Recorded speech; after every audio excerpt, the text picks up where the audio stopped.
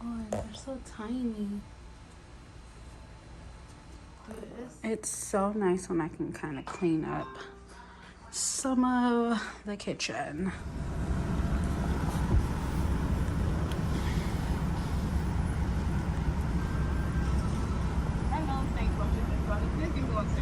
Okay.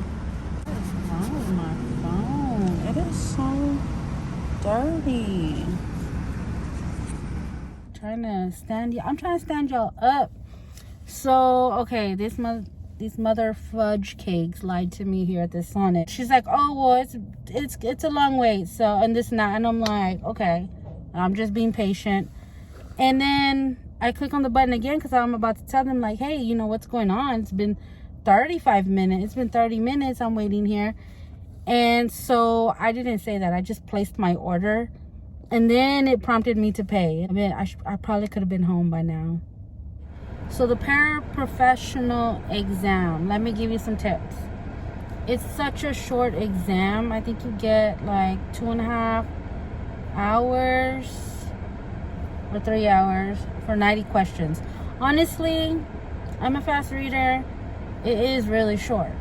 The thing is, it's like 30 questions for reading, 30 questions for math, and then 30 questions for writing. Now, the reading part is very easy. It was very easy for me. The math, I already knew. Like, it mostly consisted of fractions, maybe a couple of percents, but it was mostly fractions. So study your fractions on how to add them, and you just need to know the formulas. If you know the formulas for fractions and different types of fractions, you're gonna be good. You know, math is just not my forte. But anyways, the reading part, obviously, you know which sentences, you know what is the reason for this. It was just really easy. Now the writing part, that is what got me, because I'm really good at writing. I really am. Like, my only subjects that I'm not good with is science and math. Like, it's always been that way. I have to study extra hard on those two subjects. The thing is, I went into it as a student, as if, you know, I'm in school, going to school.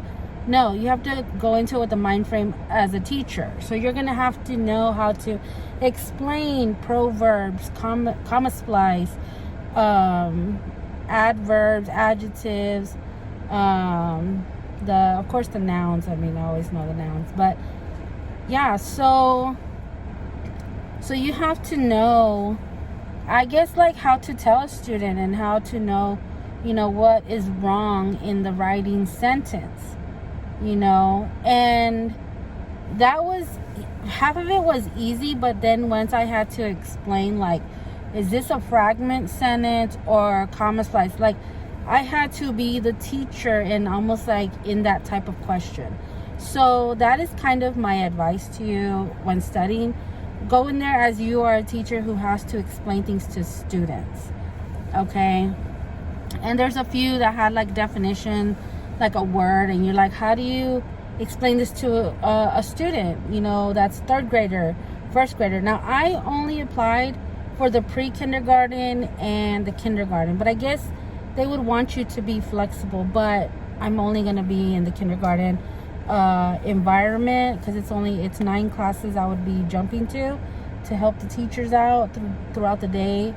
But yeah, so the Paraprofessional, it honestly was not hard. It's just, if you haven't been in school and you need a refresher, I would say do that. You know, the math I already knew. Like, I didn't even get half of them right. That's how bad I am with the math. Oh, because they had a few decimals, I think, and then fractions. It's just mainly focused on fractions.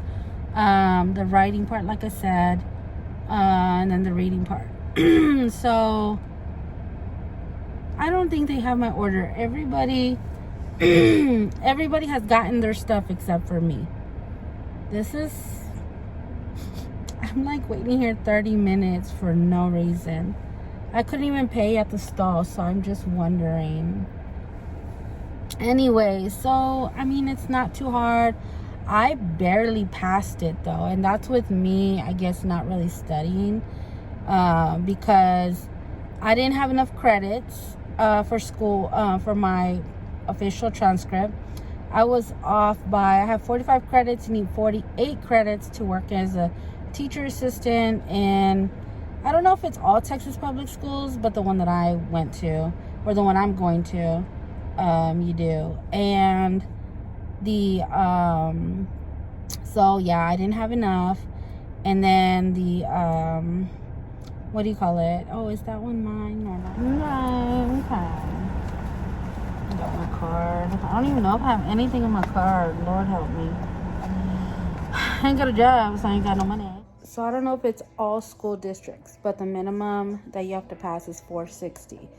And that's literally a person who probably gets half of everything right, except for maybe one subject. So that was me. I just passed by a few points above the minimum, and also prepared to pay, I think I paid $80 something to take the test. So it's an investment.